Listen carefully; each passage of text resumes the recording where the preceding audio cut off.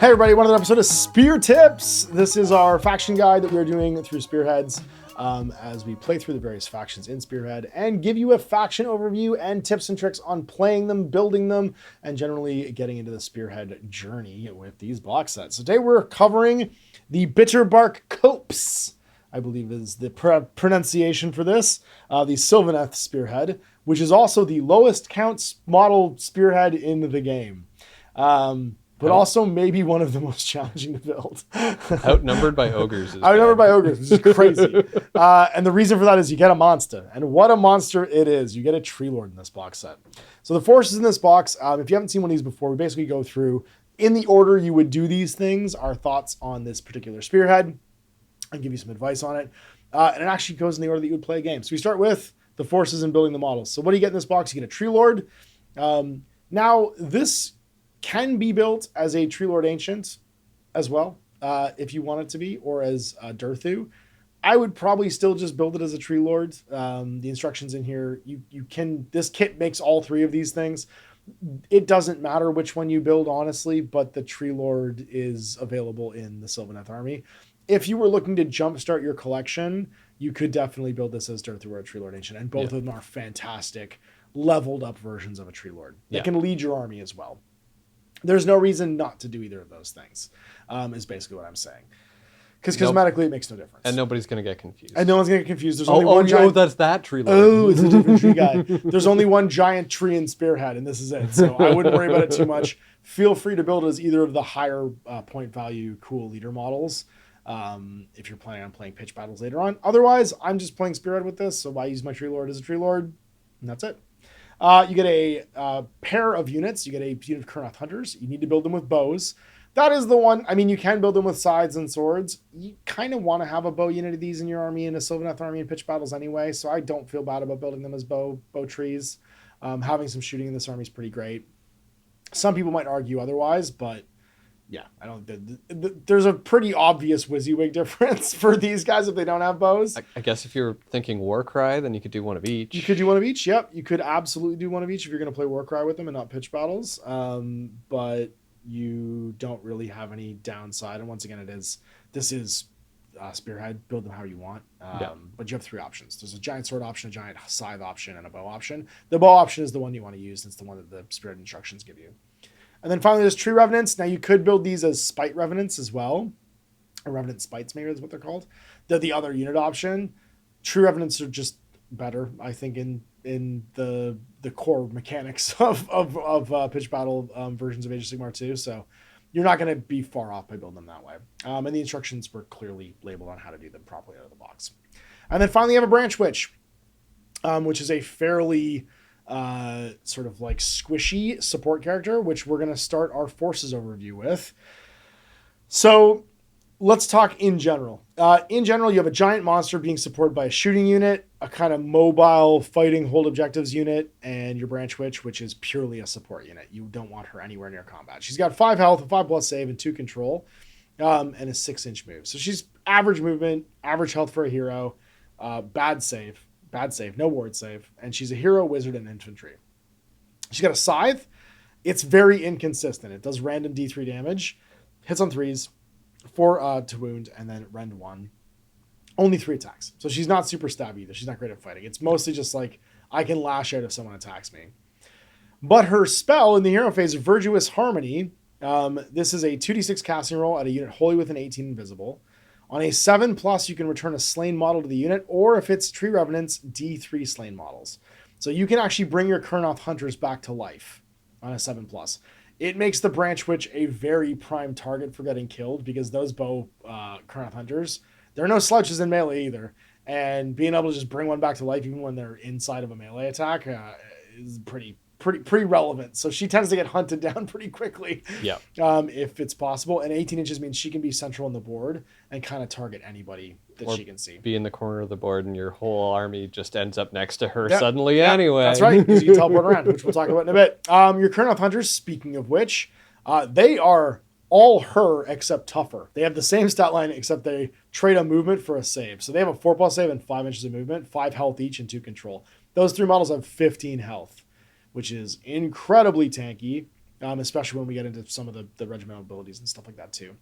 They've got Kurnoth Greatbows, 18-inch range, 2 attacks, 3s and 3s, -1 rend, and 2 damage. So a great damage output for shooting. And then Vicious Claws, 3 attacks, 3s and 3s, no rend, but 1 damage. They have a decent melee attack as well. Their passive ability is Envoys of the Everqueen. They have a 6+ ward save when they are contesting an objective. So if they're ever near any of the 5 objective points on the table, they get a 6+ ward save as well. It's the only ward save you get in this whole faction, though.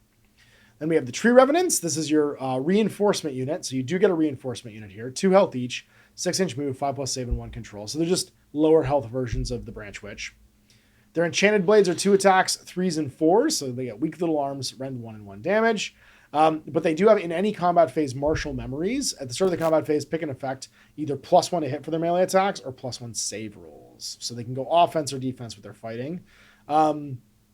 And generally speaking, because they have reinforcement, this is a unit that you can afford to have die and then come back later on in the game. But it has to be in your territory and has to be wholly within 6 of one of your territory's board edges.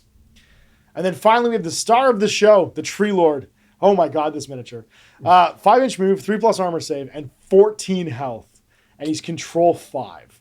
So he can, if he just kills one model of a 5-man unit, typically if they're control 1, he can contest or take an objective away by himself. And boy, howdy, does he have the tools to do it. He's got Strangle Roots, a 10-inch range, 3 attack, 3+, 2+, rend 1, 2 damage shooting attack that can also shoot in combat, which means you can't pin him down and not have him also blast you with Strangle Roots. And then 2 melee attacks. Sweeping Blows is 5 attacks, 4s and 2s, rend 1, 2 damage. Massive Impaling Talons, 2 attacks, 4s and 2s, -2, 3 damage.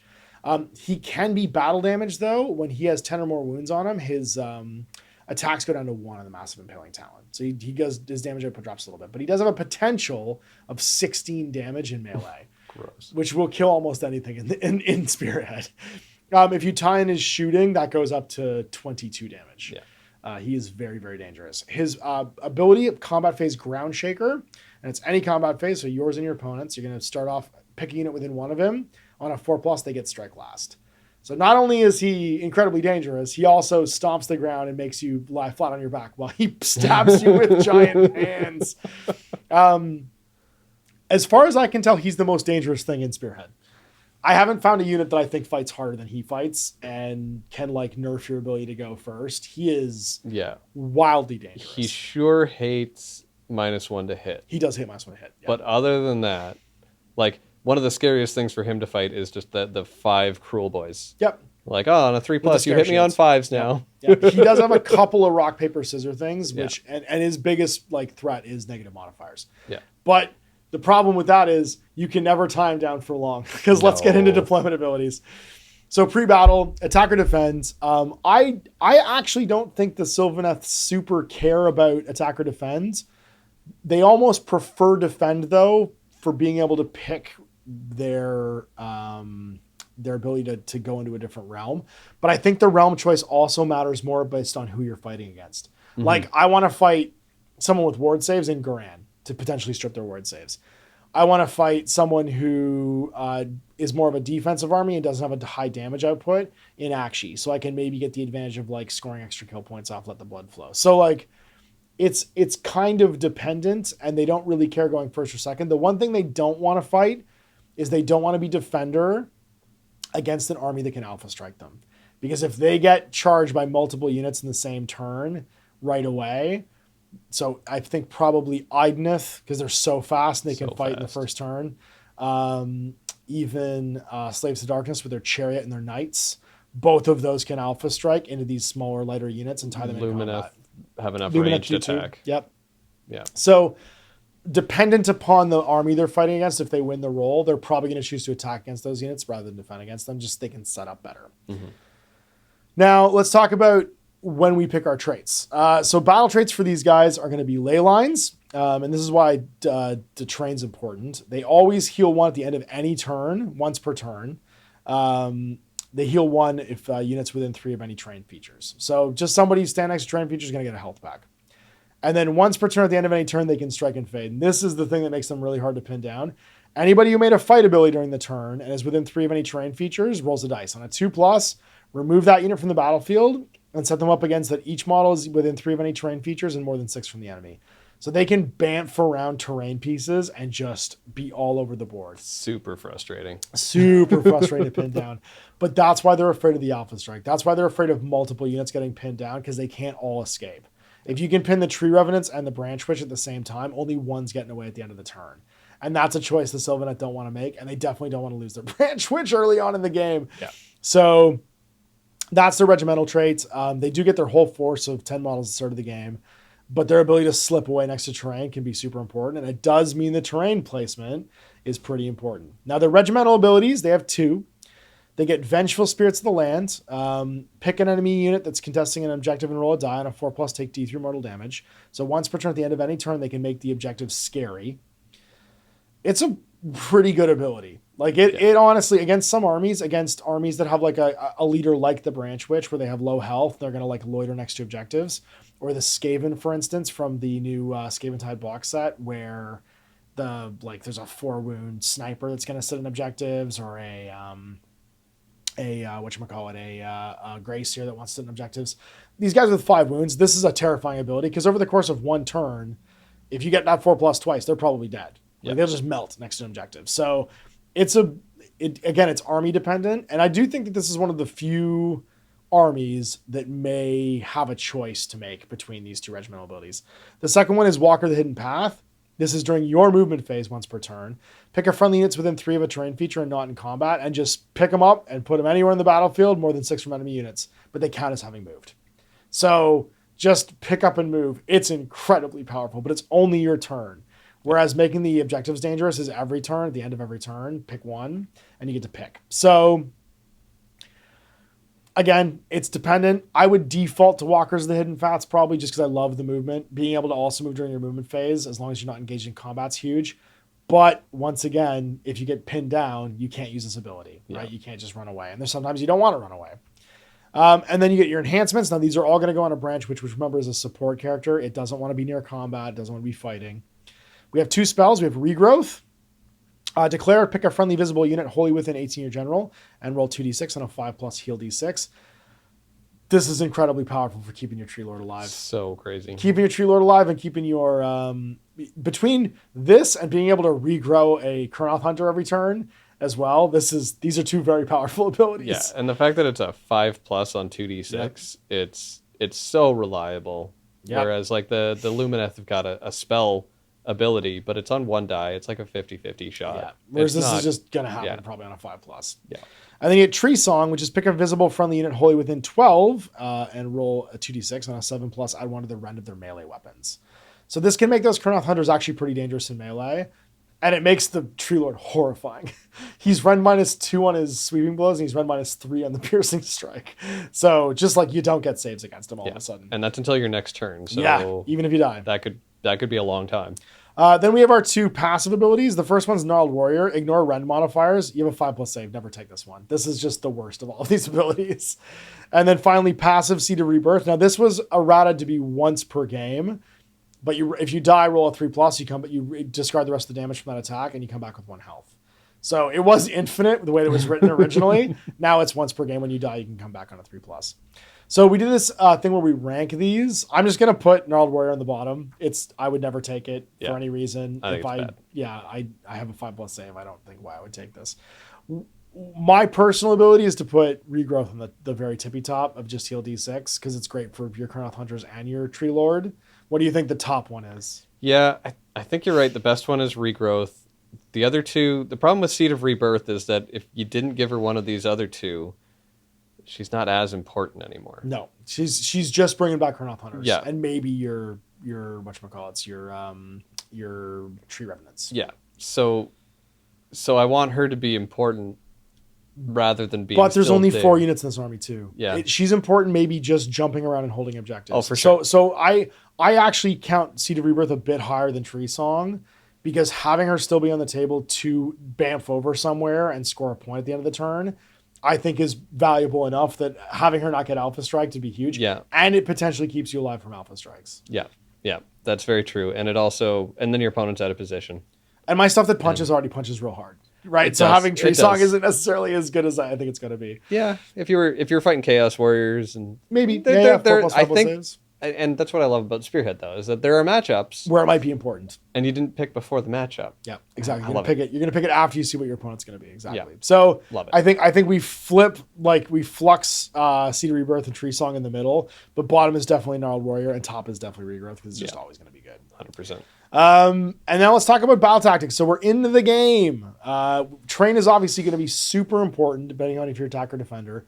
You want those terrain features to be relevant to every fight, which means in my experience, having your large and small be almost in like a W formation between the two base objectives on any deployment style allows you to hit every objective in the game from teleporting in. Yeah. So in your territory, no matter what your territory is, I would want them to be in kind of like a W shape and be like within 3 inches of all the objectives that they can possibly be in that formation, no matter what game side you're on, because having the ability to just launch yourself between 3 of the 5 objectives means you can always potentially threaten hold 1, hold 2, and hold more. Yeah. Your deployment, this might be the army in the game that it's the most important for. Yeah, I fully agree. And it's almost preset. Like I would just always have it be so that they're near something that they can now score. Yeah, and playing against them, I gotta play with it a little bit and see if you can isolate at least one objective. Yeah. If you can be far enough away that they can't bamf to something. Yep, 100%. I think actually minimizing your own objective deployment or your own train deployment is huge against them. Yeah. Because it basically makes big gaps they can't get to through the strike and fade and through the hidden paths, which you just have to assume you're fighting against when you go up against this army. Yeah. Which is huge. And also it minimizes their healing, right? Because the ley lines won't be able to trigger as easily if they're not next to a piece of terrain during the fights. Yeah. Let's talk about battle tactics cards. So when you're drawing cards, every faction has some kind of important cards that might be worth thinking about, whether you score them or you hold them or you even dig for them. I don't think there's any dig for them cards in battle tactics for the Sylvaneth, but there are 2 that you might consider holding. The first one's countercharge. Having your treeman be able to join a fight during the opponent's turn, your opponent is going to be trying to avoid that treeman, the tree lord, for the entire game. Yeah. And being able to just shove him into combat during a turn also means that he can then jump out and strike and fade as well later on. So countercharge is more valuable, I think, for the Sylvaneth because you don't actually worry about where he ends up as long as that countercharge gets him, like countercharge plus a pile in gets him near terrain, he fights, and then he takes off again afterwards. Okay. So probably the most valuable card to keep in your hand. Also, you're giving up cut off the head for it. He can kill anybody. He doesn't really care about like he is literally, I think, the most dangerous thing in this version of Age of Sigmar in this battle pack. So like, yeah, I would trade cut off the head for it. It'd be very unlikely that I wouldn't want to have countercharge in my hand. Well, and they're so good at scoring all of the other cards. Yeah, they can get to all the zones to get the ones for like scoring specific zones. So they're very reliably going to get. They can hold the flanks. They can get an enemy territory. Yeah. Killing and then also killing and not dying is like the Tree Lord's specialty. So scoring that's really easy. And then killing more than your opponent. If you're only trying to get one unit at a time into combat and slingshot them in and out, this is like the number one way that the Tree Lord goes and fights. So he goes and kills something, and then more guys died on your opponent's half because he's just going to leave and be like, bye, I'm not going to stay in this fight if I don't want to. Yeah. The only other one I would consider is maybe redeploy. And redeploy can be important to have in your hand during a turn where you've found yourself outside of range of a piece of terrain. Mm-hmm. And because you can use it during your opponent's turn, it allows you to get into that 3 inches. It means you can start the turn now. If you've taken hidden paths especially, you can start the turn within 3 inches of a piece of terrain now, so you can jump to somewhere else on the board and then later charge in. The rest, honestly, situational. I don't think that the rest of the Battle Tactics deck is super key to the Sylvaneth, and they kind of excel at doing all of them, which is a big deal. So, closing thoughts. I'll let you go first. What are your thoughts on the Sylvaneth? Having played against them, you haven't played as them. I haven't played as them. I've played against them a couple times, and it's a grind. Like, the things you want to kill are impossible to kill. The things you don't care about will be up in your face or wherever they want to be, and there's no pinning the army down at all. Mm-hmm. So like the Branch Witch is the thing that you can kill that's relevant. Yep. Go for the Branch Witch and try and kill it as fast as you can. And other than that, just score every card you can score because they're going to be scoring aggressively the whole game. Yep. Yeah. I think you do need to score fast against them because they can tip, especially when your model count's gone down towards the end of the game, and they've still got reinforcements potentially to get back. They still have model resurgence. I think that they're one of those ones where you want to get ahead early and maybe stay ahead early because they can definitely score late game very powerfully if they get the right combination of cards. My thoughts with them is they are one of the most tactically interesting to play because of the way you need to like prioritize movement and prioritize who's in combat and who isn't in combat, and because terrain actually matters a whole bunch. I find them a really interesting, fun team to play. They have one really stats driven model, which is the Tree Lord, but because they also have positioning as like a big part of how he plays, he tends to not be as dominant, and you can kind of isolate him and play around him. I would say playing against them is going to be one of those things that everybody has to learn how to do if you play a lot of Spearhead. Yeah. It's how to counteract their movement shenanigans, and knowing based upon their regimental picks and their enhancement pick who to target. Because if they don't take Seed of Rebirth, go kill that Branch Witch. Yep. If they don't take Hidden Paths, maybe don't worry so much about the movement scoring, because it has to be somewhat like if you can tie up 2 units, only one of them can leave now, and nobody else is teleporting somewhere else on the board at the start of the turn. So there's a bunch of I think learning on what they pick that will inform how you play against them, and also how you play as them when you're playing Sylvaneth. Yeah. So there it is, Sylvaneth SpearTipZ. Man, I've done 2 of these now. I hope you guys enjoyed that. We'll have more spear tips as people come in from the Spearheads, and we play more Spearhead games. I hope you enjoy these fashion guides. Big thanks for Mike doing it with me. Happy to be here. And for you guys for watching. Thanks, Mash.